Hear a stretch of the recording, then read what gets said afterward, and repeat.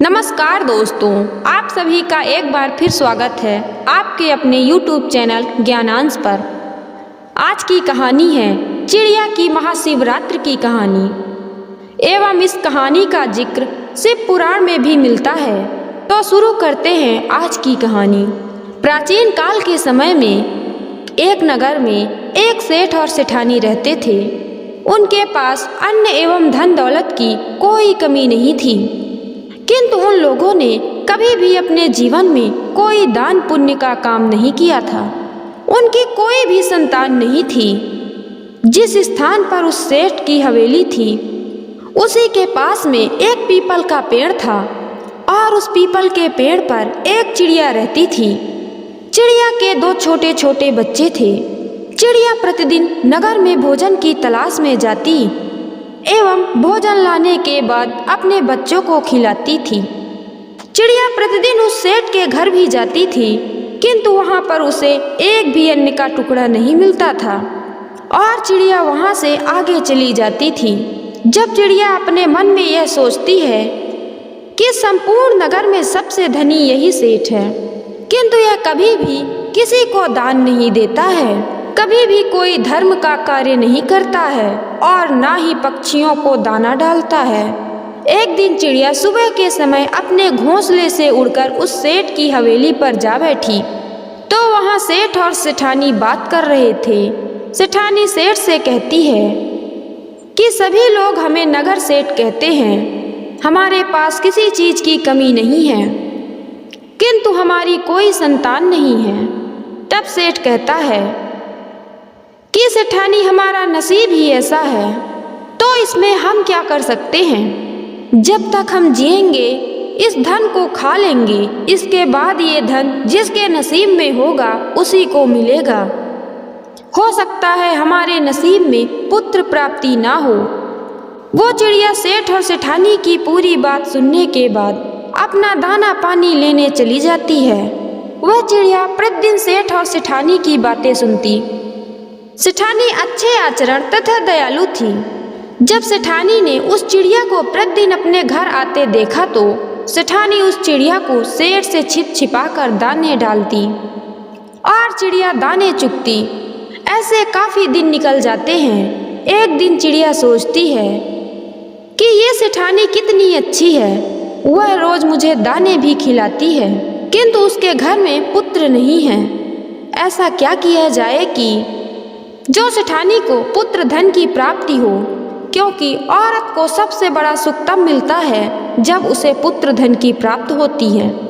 तब चिड़िया के मन में आता है कि क्यों न मैं देवों के देव महादेव के पास पहुंचूं और उनसे उन सेठ और सेठानी की अरदास करूं और उनसे अर्जी करूं। यही सोचकर चिड़िया चिड़ा से कहती है कि प्रिय, मैं कुछ दिनों के लिए कहीं जा रही हूँ, आप बच्चों का ख्याल रखना। इतना कहकर वह चिड़िया अपने घोंसले से उड़ान भरती है। चिड़िया उड़ती हुई जाती है, रात दिन उड़ती है, बहुत कठिनाइयों का सामना करते हुए उड़ते उड़ते अंततः वह कैलाश पर्वत पहुंच जाती है, जहां महादेव तथा मां पार्वती थे। चिड़िया उड़ते उड़ते बहुत थक गई थी। वह सीधे मां पार्वती के कदमों में जा गिरी और बेहोश हो जाती है। माँ पार्वती उसे उठाती हैं और पूछती हैं कि चिड़िया, तुम कहाँ से आई हो? तुम बहुत परेशान दिख रही हो।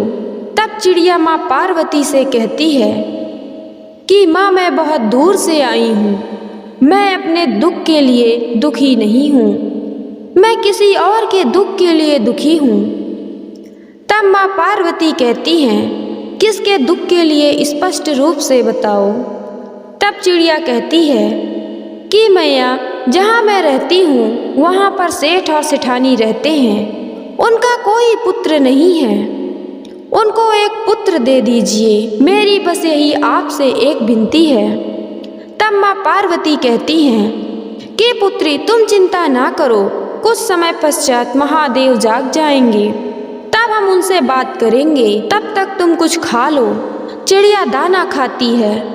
कुछ समय बाद महादेव जागते हैं तो माँ पार्वती चिड़िया को हाथ में लेकर उनके समक्ष जाती हैं और उनसे कहती हैं कि नगर में एक सेठ सेठानी रहते हैं, क्या उनके नसीब में पुत्र सुख नहीं है। तब महादेव ध्यान लगाते हैं और कहते हैं कि उनके नसीब में कोई पुत्र नहीं है। तब माँ पार्वती कहती हैं कि यदि उनके नसीब में पुत्र नहीं है तो आपको उन्हें पुत्र देना पड़ेगा। तब महादेव कहते हैं कि जब उनके नसीब में पुत्र नहीं है तो मैं पुत्र कैसे दूं। किंतु माँ पार्वती कहती हैं ये चिड़िया बहुत दूर से आई है और यह आशा से आई है कि हम इसकी सहायता अवश्य करेंगे और इसको खाली हाथ नहीं भेज सकते।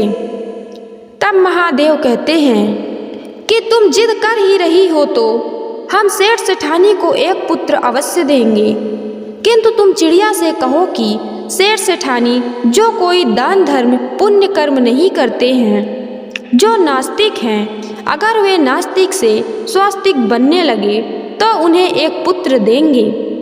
तब वह चिड़िया कहती है कि मैं अपनी तरफ से पूर्ण प्रयास करूंगी कि सेठ सेठानी नास्तिक से स्वास्तिक बन जाएं, वे मंदिर भी जाएं, दान पुण्य करें, व्रत त्योहार करने लगें।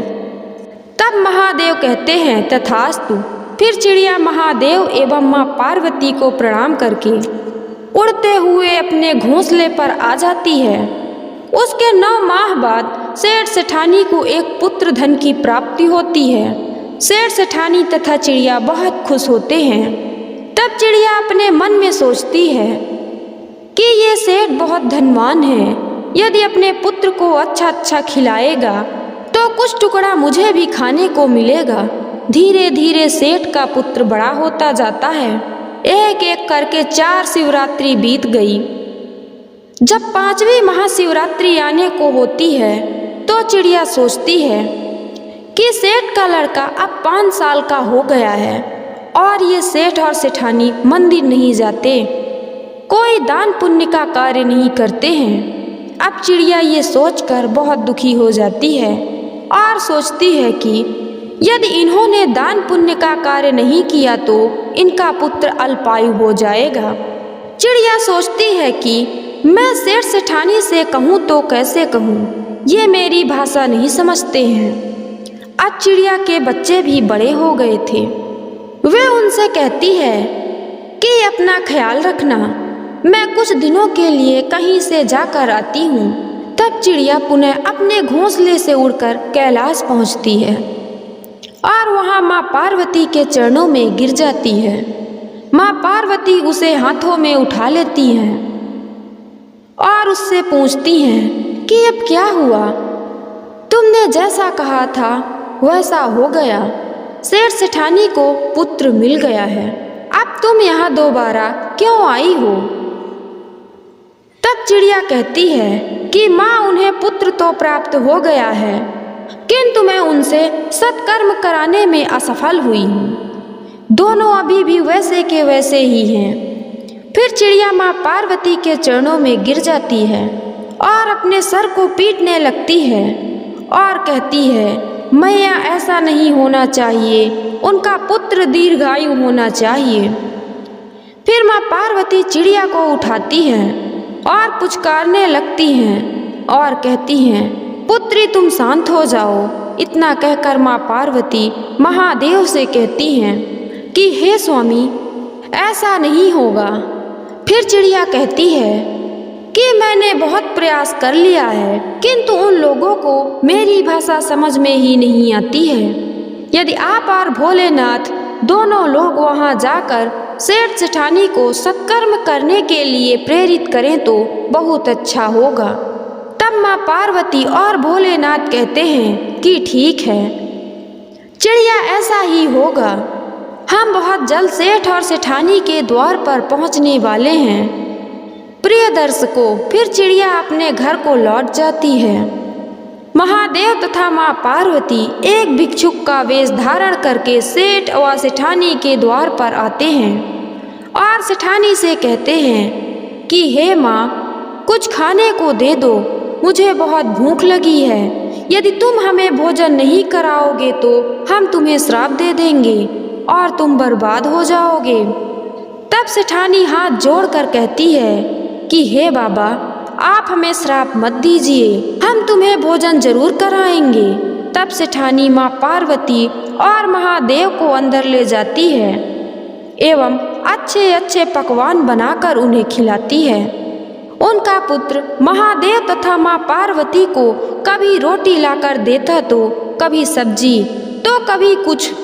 माँ पार्वती सोचती हैं कि महादेव का प्रसाद है तभी इतना चंचल है। इसके बाद जब माँ पार्वती और महादेव जाने लगते हैं तब सेठ व सेठानी दोनों आते हैं। तब पूछते हैं कि हे बाबा, हमारे द्वारा की गई सेवा में कोई कमी तो नहीं थी। तब महादेव कहते हैं कि मेरी बात ध्यान से सुनो, गलतियां तो तुमने बहुत की है और करते ही जा रहे हो। यदि इसी तरीके से रहे तो तुम्हारा पुत्र अल्पायु हो जाएगा। तुम्हारे पुत्र पर संकट आने वाला है और बहुत ही जल्द उसकी मृत्यु होने वाली है। तब सेठ और सेठानी माँ पार्वती और महादेव के कदमों में गिर जाते हैं और कहते हैं कि हे बाबा, हम क्या करें, बुढ़ापे में आकर हमें यह पुत्र प्राप्त हुआ है, अब हम इसे खोना नहीं चाहते हैं। महादेव कहते हैं कि उठो और मेरी बात ध्यान से सुनो।